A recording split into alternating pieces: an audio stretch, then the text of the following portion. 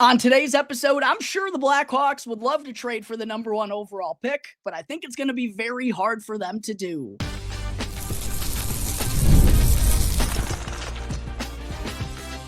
You're Locked On Blackhawks, your daily podcast on the Chicago Blackhawks, part of the Locked On Podcast Network, your team every day.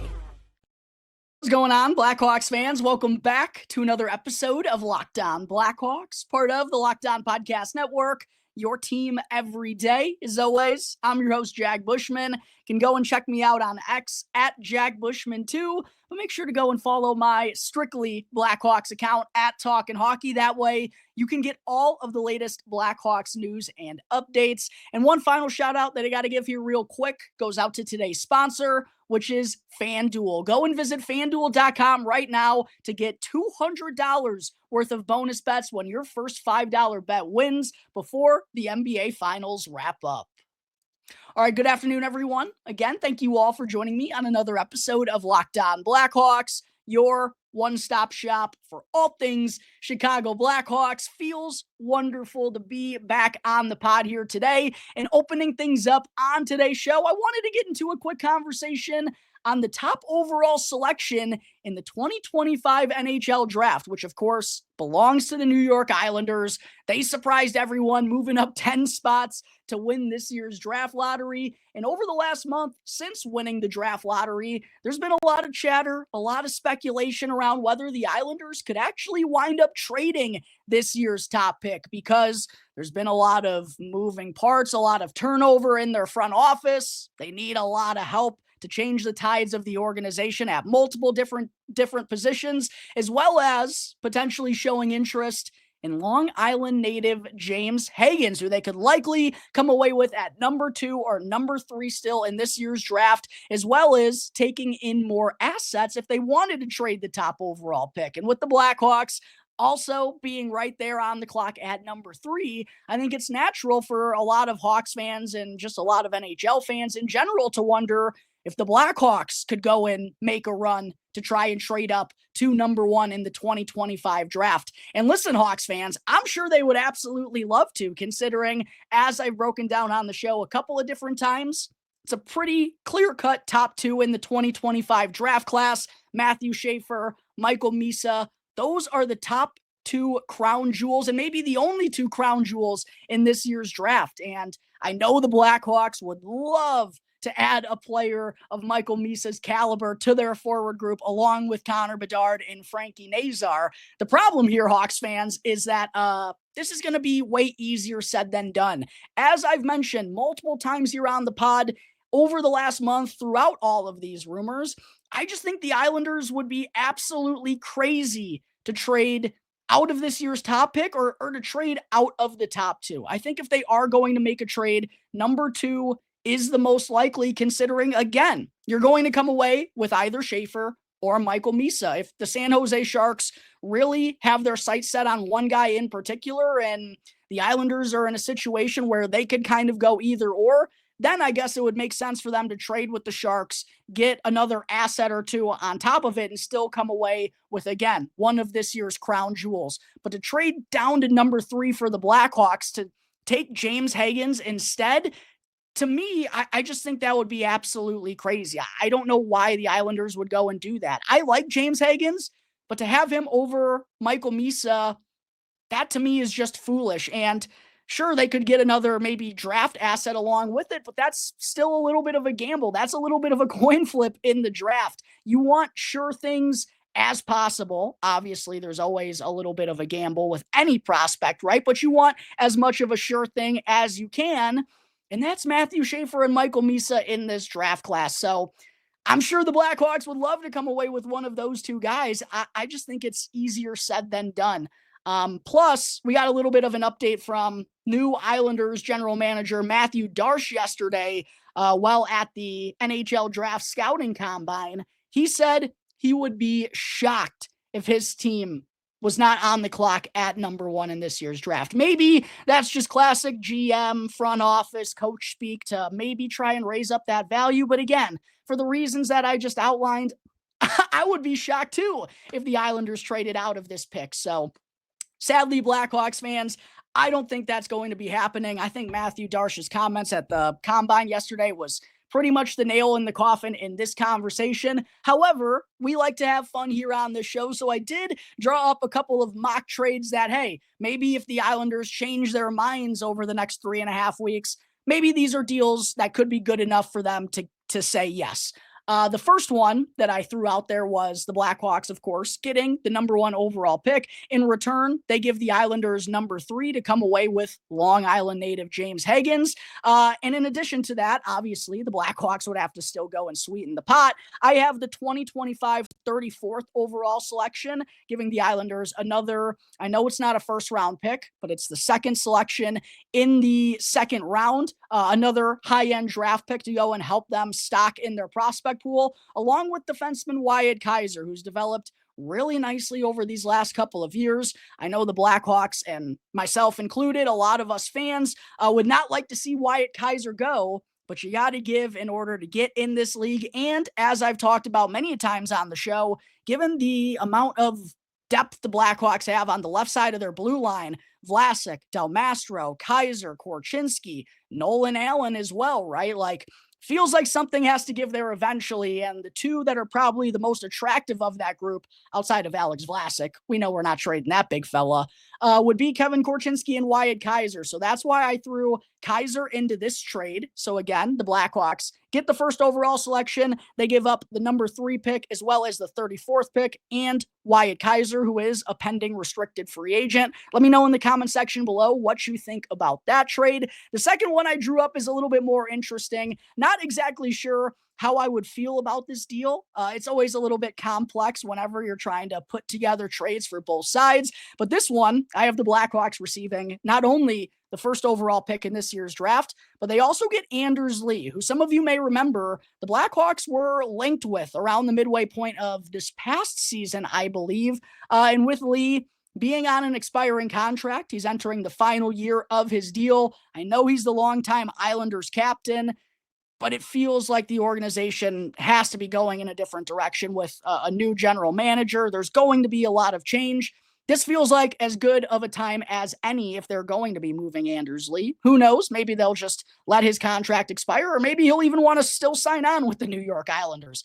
I highly doubt it, and I know Chicago is not the most attractive place for Anders Lee to go and get traded to right here, right now, but would get an opportunity to play inside the top 6 along with Connor Bedard, and that's just been something the Blackhawks, as I've preached time and time again on the pod, they've been missing desperately. So Anders Lee would be a natural fit. His $7 million AAV this year would also help the Blackhawks reach the salary cap floor, and in exchange, the Blackhawks give up the 3rd overall selection in this year's draft, the 25th overall selection in this year's draft, as well as Wyatt Kaiser or Kevin Korchinski. I think the Blackhawks would probably be a little bit more hesitant to give up on Korchinski, even if Kaiser has looked better at this point in the NHL. Kevin is obviously the younger of the two, and I still believe he definitely has the higher upside should he go and figure it out.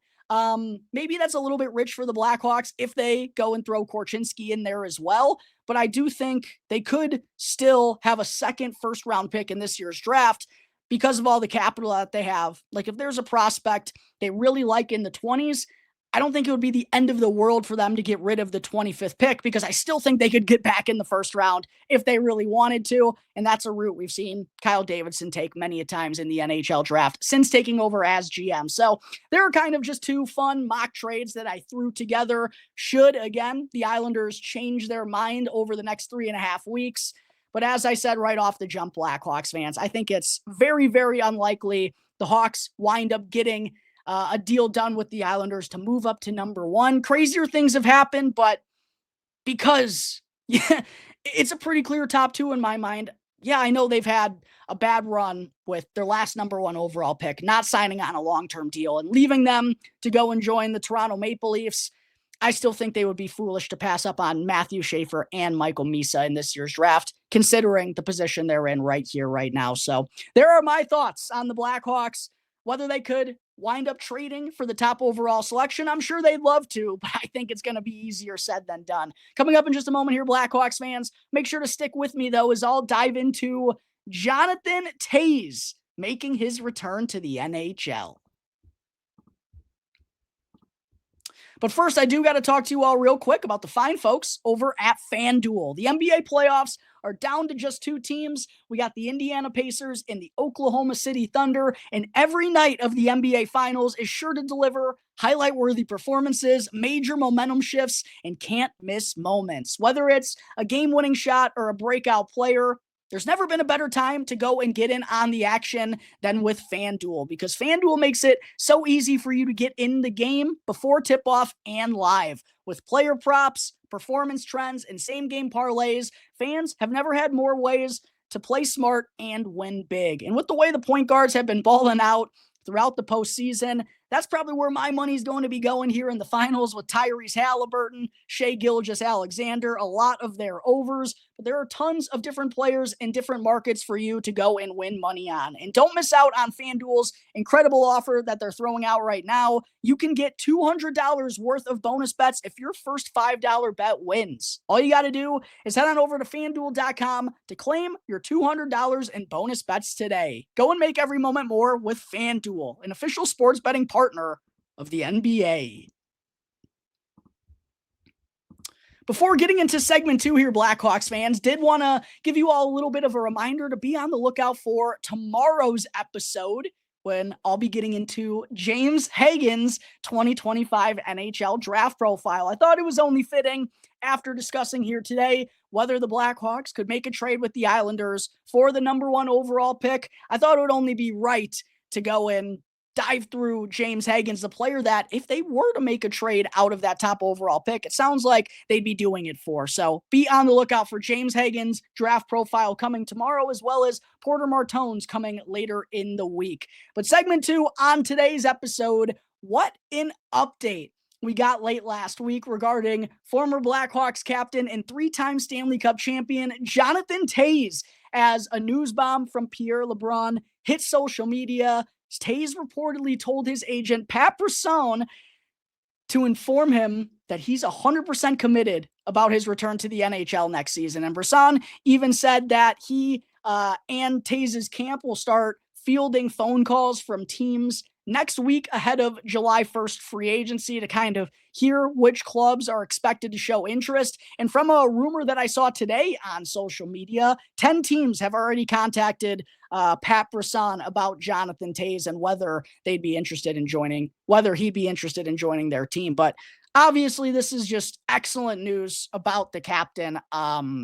Knew this was in the works. We obviously got the GQ interview from Jonathan Toews, I believe, back in March, where he really dove deep into everything he's been doing to heal his body and this like spiritual journey that he's been on ever since, all the problems that he had with chronic immune response syndrome that forced him to miss the entire 2020-2021 season.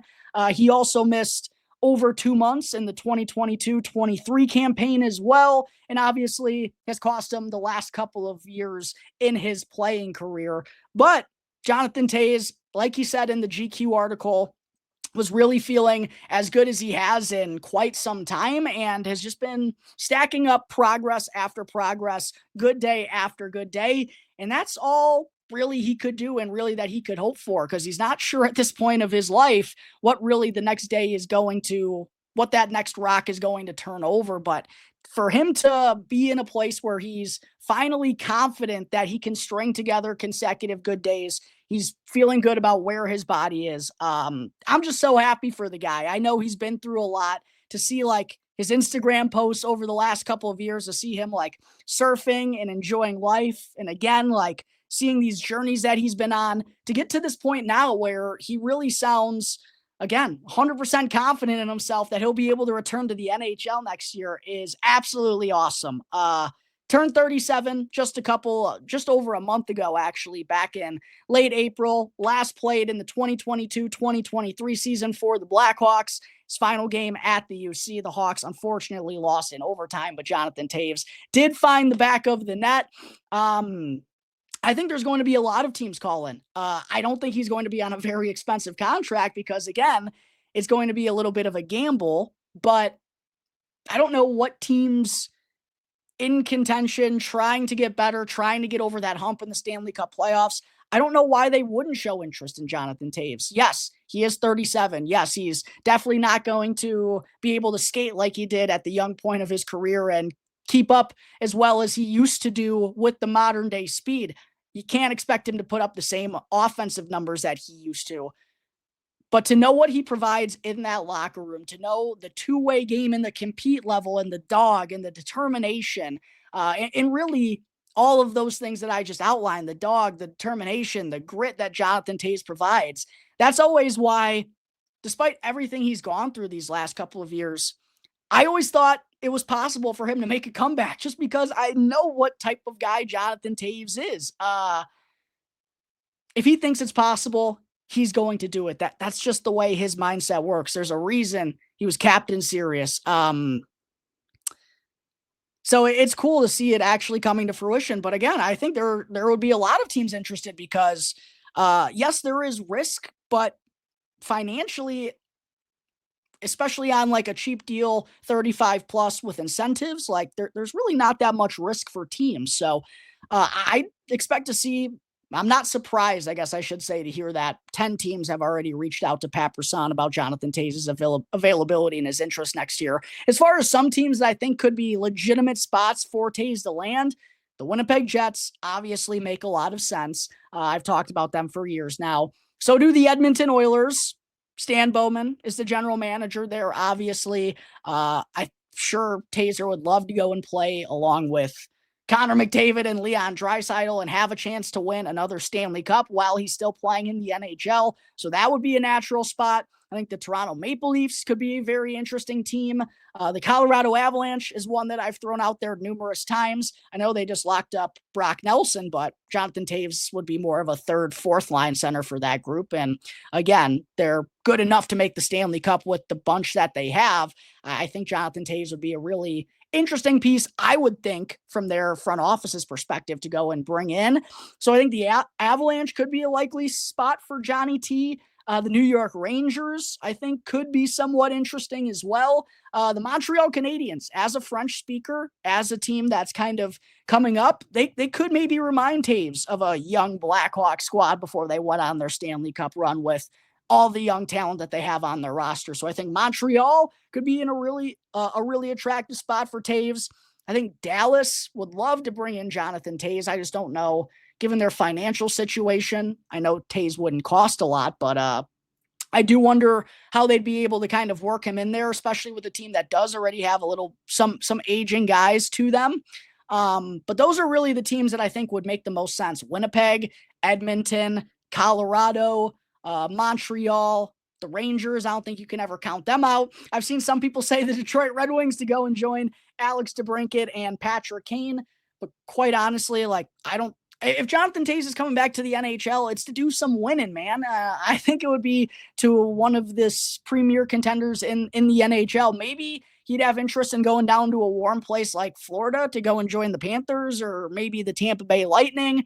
I don't know. Those would probably be all the spots that I think Jonathan Toews, though they would pique his interest. But in general, just so cool to hear Jonathan Toews 100% committed to coming back to the NHL next season. A statement that I think a lot of people never expected to hear. I think a lot of people expected to never see Jonathan Toews on an NHL sheet again. Still has a ways to go and get to that point, but to hear that Jonathan Toews is confident in himself and in his body puts a big old smile on my face. But there is the latest update that we got on Captain Sirius making his return to the NHL next year. Coming up in just a moment. Before I close out today's show, still want to get into a quick Stanley Cup Final preview.